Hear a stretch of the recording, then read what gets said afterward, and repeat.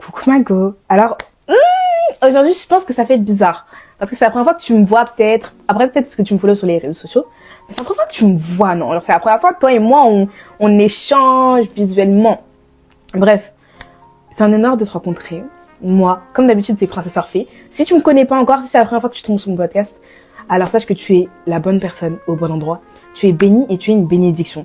Ici, je t'explique, c'est un podcast pour les filles, par une fille, pour parler non seulement de Dieu, mais de comment vivre en tant que femme chrétienne. Parce que dans notre société, c'est un peu compliqué de savoir sur quoi se ranger et surtout sur qui prendre exemple. On a tous besoin d'un exemple pour savoir quelles erreurs faire, enfin, quelles erreurs ne pas faire et dans quel chemin aller. Alors, bien que Jésus soit notre exemple à tous, dans notre société d'aujourd'hui, pour être une femme qui impacte en tant que femme chrétienne et une femme qui impacte en tant que personne, avec une personnalité forte, on apprend tout ça aujourd'hui. Peu importe ton âge, t'es au bon endroit. Aujourd'hui, un sujet que personne ne m'a demandé, mais je sais que vous vous posez la question. En tout cas, moi, je me la posais et du coup, je me suis dit, je vais en parler. On va parler du coup, comme tu as vu dans le titre, de l'énergie féminine. Avant toute chose, je tiens à dire que l'énergie féminine, c'est pas ton travail, c'est pas la façon dont tu t'habilles, etc. Mais c'est vraiment un traitement que tu es prête à recevoir pour faciliter ta vie. Et moi-même, il faut que j'apprenne à recevoir ça là, parce que tous les conseils que je vous dis, j'en ai appliqué aucun. Mais le but vraiment de vivre dans l'énergie féminine, c'est vraiment genre, tu crées le meilleur environnement pour toi, tu te mets à l'aise et tu simplifies ta vie. Parce que déjà que Dieu, il a tout fait pour nous. Jésus est mort sur la croix et puis toi, tu vas encore compliquer ta vie en faisant énergie masculine. En tout cas, sache que tu es bien bienvenue dans cet épisode et on se dit à tout de suite. À tout de suite, Mago. Donc, si je te regarde pas trop et tout, c'est parce que j'ai mon Mac devant moi pour pas dire n'importe quoi et pour pas... Exactement, pour pas... Mais il y aura du coup 2 podcasts sur l'énergie féminine, un aujourd'hui et un la semaine prochaine. Donc, celui d'aujourd'hui, il va vraiment se focus sur le fait de reconnaître où est ton énergie masculine, pardon. Et celui de la semaine prochaine, ce sera comment entrer dans ton énergie féminine. Si je faisais un seul podcast, ça allait durer au moins 1 heure parce que j'allais m'éparpiller et j'avais peur de pas aller droit au but et aussi de vous perdre. Donc je me suis dit, on en fait en 2 épisodes. Et comme ça, tout le monde est concentré, tout le monde est bien. Le premier signe, c'est la comparaison et la compétition. En fait, tu penses que tout le monde est en compétition avec toi. Par exemple, tu vas voir que quelqu'un, il a fait un meilleur travail que toi, il a une meilleure note que toi, tu vas te dire OMG, j'aurais dû le dépasser. Tu vas voir qu'il y a une fille de ton âge, elle a réussi à percer dans la musique. OMG, mais qu'est-ce que j'ai mal fait? Qu'est-ce que moi. En fait, chacun des succès des autres, tu vas les prendre comme des attaques personnelles. En fait, t'arrives pas à célébrer les succès des autres. Et ça, c'est un des signes que t'es dans ton énergie masculine. Après, l'énergie masculine, elle est un peu omniprésente dans notre vie de femme moderne parce qu'on doit toujours faire plus que les hommes pour avoir la même chose. Donc, on est déjà en compétition de base. Mais si t'arrives pas à être heureuse de voir quelqu'un d'autre que toi en train de réussir, ma belle. Énergie masculine. Ensuite, le 2, c'est le jugement. En fait, tu te juges tout le temps et ce que tu as pu faire dans le passé.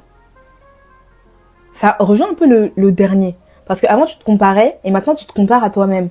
Tu te dis, ah ouais, comment j'ai pu faire ça? Comment j'ai pu sortir avec ce mec? Comment j'ai pu coucher avec ce mec? Comment j'ai pu faire ci? Comment j'ai pu faire ça? Chérie, on a dit dans la Bible, rappelez-vous de la femme de Lot. Je t'avais déjà raconté l'histoire. Elle s'est retournée vers sa vie d'avant. Elle s'est transformée en statue. Tu veux te transformer en statue? Mais exactement, c'est ce que tu fais quand tu regardes en arrière. Parce que t'arrives plus à avancer, t'arrives plus à rentrer dans des nouvelles dynamiques de ta vie. Dieu, il te sort de la saison de tristesse où t'étais. Tu re-regardes en arrière, tu perds en fait la nouvelle saison dans laquelle il t'emmène. Il te dit, je vais t'emmener quelque part de nouveau. Tu lui dis, ok. Et quand il t'emmène, tu dis, ah bon. Finalement, peut-être que de là-bas, c'était pas si mal. En fait, je pense que c'est parce que, en tant qu'humain, on a envie d'avoir quelque chose qui est familier. Et quand t'es familier au chaos, tu retournes vers le chaos.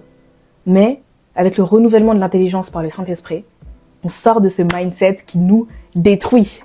Est-ce que je peux entendre un amen? Amen! Le 3e signe, c'est toujours vouloir la validation des autres. Mais girl, en mode, imagine. Toi, tu rencontres une fille et tout, tu la sens pas. Tu te sens quand même genre amie avec elle, mais tu sais qu'il y a un truc bizarre.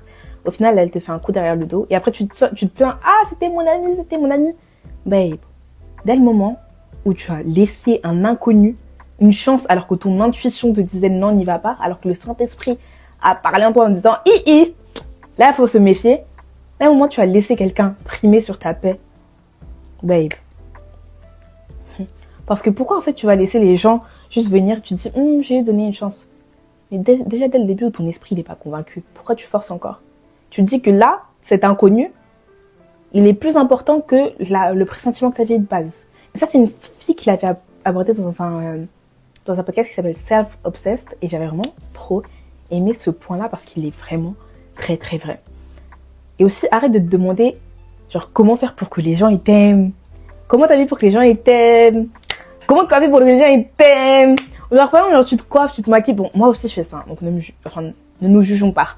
Genre, tu te maquilles, tu te coiffes et tu te dis, j'espère que X va aimer. J'espère que X va valider. J'espère que X truc. Et dès qu'une personne, du coup, sur qui t'avais fondé toute ta validation de ce que tu fais, elle aime pas, bah, bizarrement, toi, t'aimes plus. Bah, toi, t'aimes plus, c'est logique. Parce que t'arrives pas à t'aimer, tout simplement parce que ton amour propre, il est conditionné par le fait que d'autres personnes t'aiment. Ton amour propre, c'est l'amour d'autres personnes qui se reflètent sur toi. Et du coup, vu que tu t'aimes pas, dès qu'une personne autour de toi, elle aime plus quelque chose chez toi, tu te sens obligé de le changer, tu te sens obligé de réorganiser toute ta personnalité parce que sinon t'as pas d'amour propre. T'as pas d'amour en toi-même, tu trouves l'amour en toi-même dans l'amour que les gens ont pour toi. Et ça, c'est toxique. Bon, 4e signe, c'est ton besoin de contrôle. Le fait que tu veuilles toujours en fait forcer les choses. Genre, tu as prié, tu as demandé à Dieu de te donner quelque chose. Tu sais que tu as fait ta prière, tu sais que Dieu il est en contrôle en fait. Dieu il t'a donné un signe, il t'a dit ouais, je m'en occupe. Et toi, en fait, tu vas toujours être en train de forcer la chose à arriver. Par exemple, Dieu il t'a promis, bon là c'est un peu un CLC, mais Dieu il t'a promis un mari. Toi tu vas aller chercher ton mari alors que Dieu il t'a dit que ton mari va venir à toi. Après Dieu il peut te dire, je vais te faire aller vers ton mari. Il peut te dire ça. Mais aussi si ton mari t'a dit si Dieu t'a dit que ton mari va venir à toi, pourquoi faire des pieds et des mains pour aller chercher quelque chose en fait qui t'est dû? Et souvent en fait si t'arrives pas à accepter d'être une personne qui mérite qu'on la cherche, qu'on la trouve, c'est que tu vois pas ta valeur. Qu'est-ce que tu vois sur cette image? Moi je vois un diamant. Un diamant, on va le chercher dans la terre. On va le chercher dans la terre, ok? On sort le diamant. Ensuite, il y a tout un processus après pour traiter le diamant. En fait, la question, c'est quoi? Déjà, on va se lever un matin. On va aller déménager sur un autre continent pour chercher des diamants parce que ça a de la valeur. Et tu crois que toi, tu as moins de valeur qu'une pierre. Création de l'être ayant créé le monde, les êtres humains. En fait, tu vaux plus que toutes les peintures de tout le monde. En fait, j'ai pas de nom en particulier, mais de tout le monde. Tu vaux énormément et le fait que tu vois pas ta valeur, c'est ça qui t'empêche d'avancer. Parce que, girl, comment tu vas avancer si t'es toujours en train de forcer tes bénédictions? Dieu t'envoie quelque chose, toi tu vas le chercher, et ce que tu trouveras, ce sera pas, peut-être pas ce que Dieu t'a promis, tu vois. Tu vas peut-être trouver un leurre qui vient de Satan. Et en fait là, le 5e signe, il est vraiment collé. Pardon. Il est vraiment collé au 4e. Parce que le 5e signe, c'est l'attachement. Ok? Donc, exemple, genre, comme j'ai dit, tu pries par exemple pour ton mari. On va prendre le même exemple pour pas te perdre. Et après, tu te demandes quand, comment, pourquoi, comment il va faire, comment. En fait, tu sais que quelque chose va arriver dans ta vie et tu te demandes toujours comment. Genre, imagine, moi, je te dis, ouais, je viens chez toi ce soir, 19h30. Toi, ce que tu vas faire normal, c'est que tu vas juste te préparer pour quand je vais venir chez toi, non? Est-ce que tu vas venir m'envoyer des messages toutes 5 minutes? Ouais, tu viens comment? Meuf, t'as pris quelle ruelle? Meuf, t'es sur quel trottoir? Est-ce que quand tu vas venir, qu'est-ce que tu bois avant de venir? Qu'est-ce que tu vas faire là? Non. Parce que tu sais que moi, je vais venir à la destination où je suis censée venir. Tu vois? Et par exemple, pour ton mari, pour reprendre cet exemple, tu sais que Dieu va le mettre dans ta vie. Et là, t'es en mode, je me demande quand. Je me demande quand je vais le rencontrer. Je me demande comment. Il n'y a pas de mal à être romantique, mais il y a du mal à, en fait, forcer la romance dans ta vie. Parce que ça montre pas que t'es romantique. En fait, ça montre que tu souffres juste d'un manque d'amour. Moi, je peux comprendre. Moi, j'ai toujours pensé, et je le pense encore, enfin, j'essaie de déconstruire cette pensée, mais j'ai toujours pensé que mes parents ne m'aimaient pas vraiment et que j'étais pas digne de leur amour. Et donc, j'ai toujours essayé de compenser l'amour de mes parents que j'aurais dû ressentir plus jeune, en essayant de le combler dans l'amour des gens, en essayant de le combler ici, au lieu de même chercher là où était l'amour en moi, là où était mon propre amour. Et du coup, tu empêches Dieu d'agir dans ta vie parce que tu cherches à contrôler des situations et tu lui laisses pas le contrôle. Tu lui laisses pas, en fait, mettre sa main. Parce qu'on dit, ouais, ça c'est la main de Dieu. Toi, tu fais ça. Dieu, il met sa main sur toi et toi, tu fais, genre, tu l'enlèves un peu. Tu t'en rends même pas compte. Donc, en fait, ta destinée, elle te viendra. T'inquiète pas. En fait, le 6e signe, c'est ce que j'appellerais tout bêtement l'état d'urgence. En fait, t'es toujours en état d'urgence dans ta tête. Ça veut dire, t'es toujours préparé au pire. T'es un peu en code Vigipirate, tu vois. Tu te dis, à chaque petite chose qui arrive, tu te dis, ah non, là, faut que j'arrête, il y a un truc qui va mal se passer, faut pas que je laisse un truc mal se passer. T'as un truc à faire, imaginons, on t'invite à un anniversaire. Et toi, tout ce que tu vas faire, c'est penser, non, mais si je vais et qu'il y a des gens que j'aime pas, et si.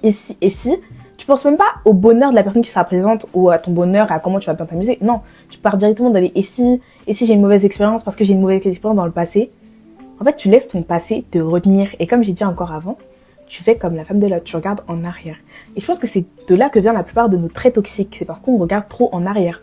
On n'arrive plus à avancer dans nos vies et à se dire, ok, Dieu m'a mis dans une nouvelle saison de ma vie. Je peux avancer. Mais non, nous, ce qu'on fait, c'est qu'on reste figé là où on a demandé, là où on a prié, là où on a supplié Dieu de nous en sortir. Au lieu d'avancer dans cette voie-là, on reste figé en arrière.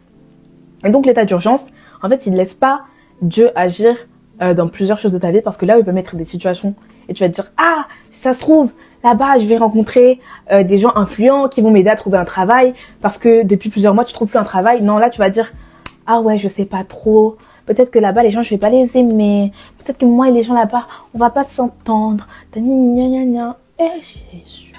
Waouh.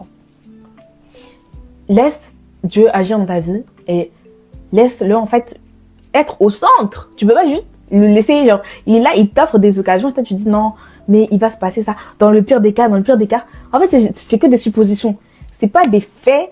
Tu te bases sur des suppositions qui sont encore elles-mêmes basées sur ton passé. Tu veux pas lâcher prise et avancer. Sur ce 7e signe, si tu te sens visé, dis-toi que moi aussi je suis dedans et que j'essaie d'en sortir. En fait, c'est cette dépendance de soi, cette suffisance de soi qui est abusive. En fait, tu vois, c'est bien que tu saches être heureuse seule, c'est bien que tu saches faire des choses seule, et on aime tout ça. Mais ça devient un problème dès le moment où, quand tu as besoin d'aide, etc., t'oses pas demander, tu trouves ça inapproprié. Et je sais parce que moi aussi, ça me fait ça. Je préfère échouer quelque chose et me dire que j'ai échoué seule que de me dire que j'ai eu besoin de quelqu'un pour réussir. Ça, c'est la façon la plus toxique d'agir, en fait. Parce que même Dieu, il se sert de personnes pour montrer, en fait, sa puissance, pour augmenter la foi des gens, pour même les ramener à lui. Il se sert de gens. Il utilise des gens, tu vois. Il demande en soi l'aide de gens. Et toi, tu penses que t'es déjà assez suffisante de toi pour pouvoir te permettre de ne pas demander de l'aide. Et aussi, je pense que ça relève de quelque chose aussi de l'enfance. C'est aussi cette idée que tes plaintes, peut-être quand tu disais ouais je me sens pas bien, on disait toujours ah ouais moi j'ai pire, et du coup tu te dis que tu dois toujours faire les choses seule parce que t'oses pas te plaindre aussi de choses qui t'arrivent dans la vie pour pas retomber dans ces débats en fait moi j'ai pire, parce que les adultes franchement ils sont pas toujours très à l'écoute des enfants et ils se rendent pas compte en fait que ça nous impacte encore en grandissant. Et donc je pense que c'est super important que tu apprennes à demander de l'aide. Et j'aimerais que tu fasses ça cette semaine. Tu demandes juste de l'aide à une personne. Voilà, même pour un truc tout bête, même pour savoir comment on écrit un mot, mais tu demandes de l'aide. Et tu vois en fait comment ça va changer ton quotidien. Je t'expliquerai. Le 8e signe, c'est quelque chose que je traduirais en français par surmenage de la pensée. Alors peut-être que c'est pas une traduction très adéquate, mais j'aime pas le terme surpenser, ça veut rien dire. Et surmenage de la pensée, tu vois, c'est un peu comme une machine qui a des rouages et en fait t'en abuses, tu vois. T'abuses des rouages, en fait, tu les laisses pas tu les laisses pas faire leur job, et quand tu essaies de les faire aller trop vite alors qu'ils sont pas configurés pour ça, bah, tu les détruis. Il y aura un épisode sur ça qui va sortir vendredi, pour en parler plus en détail, mais là j'en parle juste parce que tu vois, c'est un des signes. Donc t'es toujours en train de réfléchir à comment, du pourquoi, et tu te laisses pas en fait la vie arriver. T'es toujours en mode comment je peux être plus belle, comment je peux faire pour plus me plaire, comment je peux faire ci, comment je peux faire ça. Et du coup, quand t'es dans une relation, quand t'es dans un projet, quand t'es dans quelque chose en fait que tu valorises, qui a de la valeur à tes yeux, tu te dis que t'en es pas digne. Parce que il y a tellement de scénarios dans ta tête, il y a tellement de choses dans ta tête. Et aussi, en tant que femme dans ton énergie féminine, t'es censée être un peu détachée des choses, car faut que tu dises en fait ce qui doit fonctionner finira par fonctionner en fait. Dieu fonctionne pour moi, en fait. Dieu fait ce qu'il faut pour moi.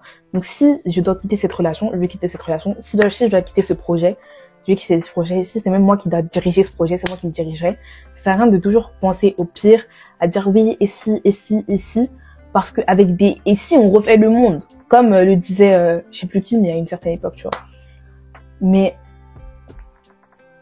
toi, quand t'es là, t'es juste là en train de te remettre en question, de remettre ton implication dans des projets, dans des relations en question. T'es juste en train de te rabaisser, tu ne fais rien d'intelligent. Et peut-être que tu penses que en pensant trop, tu trouveras la solution à ton problème, mais c'est juste que tu pollues ta tête avec plein d'hypothèses qui sont fausses et qui surtout ne sont pas fondées. Toujours dans le même 8e signe, donc j'avais dit surménage de la pensée et maintenant on est dans le surménage des activités, surménage du travail en fait. Overworking. En fait, genre, tu veux que travailler. T'as toujours un objectif à atteindre. Et je dis pas que c'est mauvais. C'est bien de vouloir se renouveler, d'avoir toujours des objectifs.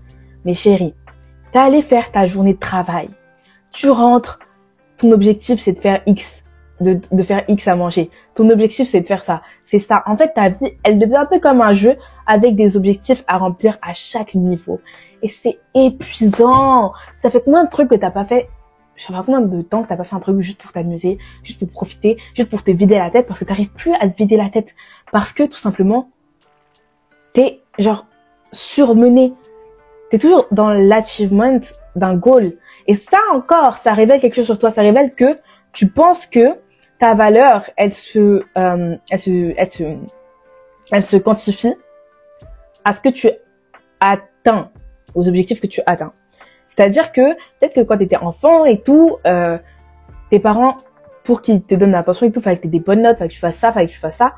Et du coup, pour toi maintenant, pour avoir ton self-love, pour commencer à t'aimer toi-même, t'es obligé d'arriver à des stades, à faire ça. Et moi aussi je suis dans ça. Je suis en train de faire des choses toute la journée. Mais c'est une habitude dont il faut se détacher pour commencer à se traiter mieux. Le meilleur des traitements, des princess treatments que tu peux donner, c'est à donner à toi-même et tu ne recevras jamais un meilleur traitement que de toi-même.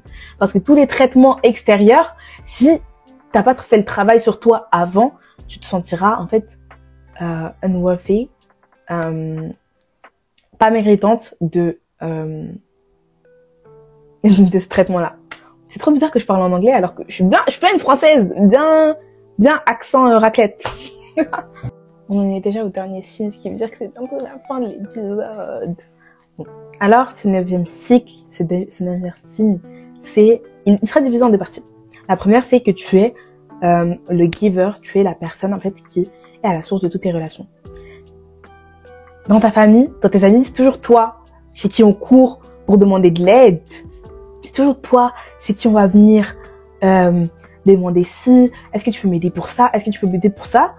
Et même dans ton couple, t'es toujours celle qui doit expliquer, ouais, j'ai pas aimé pourquoi tu m'as traité comme ça, j'ai pas aimé ce que t'as fait, La communication, c'est très important. Mais si t'es toujours celle en mode qui doit dire oui, j'ai pas aimé ça, et tu te rends compte qu'il y a plus de communication où c'est des reproches parce que la personne ne prend pas en compte ton avis que de la communication pour avoir une entente commune. Là, c'est qu'il y a un problème. Et même si les gens, ils sont en contact avec toi seulement pour dire, ah oui, est-ce que tu peux m'aider pour ça, est-ce que tu peux m'aider pour ça, est-ce que tu peux m'aider pour ça, et pas pour prendre de tes nouvelles, ça c'est grave. Après, faut pas confondre. Moi, il y a des amis, on est tellement proches, on est tellement comme la famille. J'ai jamais demandé des nouvelles, je demande jamais les nouvelles de ma famille. Franchement, si ils reçoivent un message de moi pour demander comment ça va, c'est un miracle. Mais il y a des gens aussi, ils considèrent seulement et uniquement pour te demander des services. Et ces gens-là, en fait, tu dois t'en dénoyer parce qu'ils vont, en fait, te mettre dans ce mindset où t'es obligé de tout le temps donner quelque chose et t'es pas habitué ensuite à donner. Parce que, quand on parle de rentrer dans son énergie féminine, c'est énormément basé autour de ton cycle, autour de ton cercle. Les gens dans ton cercle, ils font en fait ton énergie. Voilà. Et donc, tu dois dégager ceux qui ne te permettent pas d'être dans ton énergie, où tu as juste envie de recevoir la vie et de donner la tienne à Christ. Sinon, pourquoi tout le temps être au service de gens qui t'aiment pas? Mago, pardon, j'ai oublié de préciser, mais il faut pas te méprendre. Je dis pas qu'il faut pas servir les gens en mode se comporter bien avec eux, mais il faut refuser en fait de se faire exploiter. Genre, c'est comme si, moi, je suis là tous les jours, je te dis, est-ce que t'as ça? Est-ce que tu peux m'aider pour ça? Est-ce que tu peux m'aider pour ça? Et quand je t'appelle quelque chose, quand je t'appelle, tu te dis déjà, ah, qu'est-ce qu'elle va me demander? Là, il y a un problème. Il y a un problème. Parce que, à part si c'est des services mutuels en mode, tu l'appelles, tu lui demandes un truc, tu l'appelles, tu lui demandes un truc, mais si c'est une personne à qui tu demandes jamais rien et elle fait que te demander des choses, c'est qu'elle est prête à recevoir, mais au final, elle te donne jamais rien et t'es dans une relation où, justement, t'es à un seul sens. Et ça nous amène à la dernière partie du dernier signe, c'est que tu dois être la source, en fait.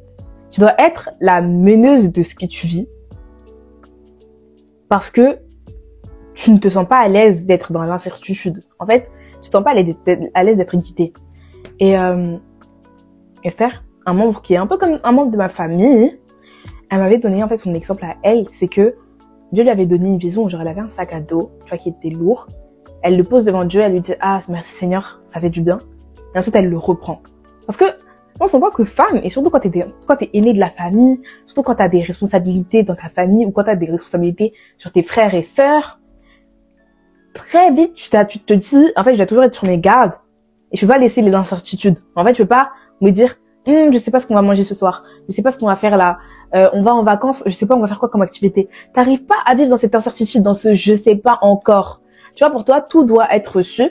Et aussi pour toi, du coup, les gens qui sont tout le temps dans l'incertitude, peut-être ça va t'agacer et peut-être ça va juste te couper des relations parce que tu supportes pas d'être dans cette incertitude et de pas toujours avoir le contrôle et de pas toujours savoir quoi, quand et où.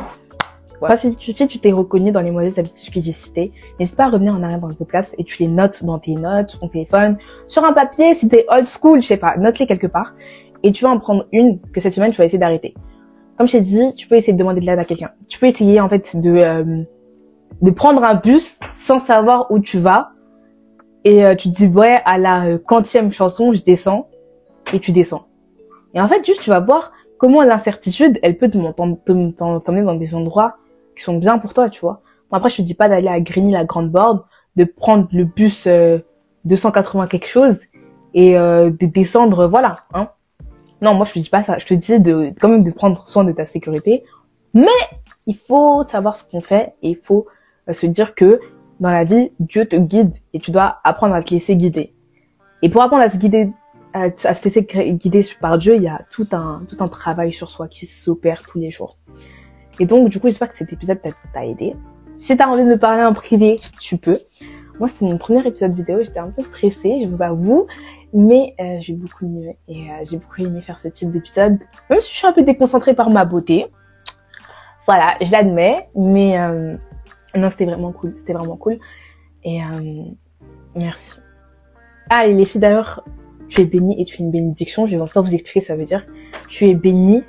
Ça veut dire que Dieu t'a béni en fait. Et tu es une bénédiction parce que faut que tu saches que dans ta présence, dans ta prestance, partout où tu vas, tu es une bénédiction pour les gens qui sont autour de toi, tu vois. Tu es une bénédiction. Tu es béni et tu es une bénédiction. Tu es béni et tu es une bénédiction pour moi, par exemple, tu vois. Parce que c'est des gens comme toi qui permettent à Dieu de travailler dans ma vie, travailler sur mon caractère et travailler sur moi pour me rendre une meilleure personne et que la personne que vous ayez vue il y a 6 mois soit moins bien que la personne que vous voyez aujourd'hui. En tout cas, je te fais des gros bisous. Bye!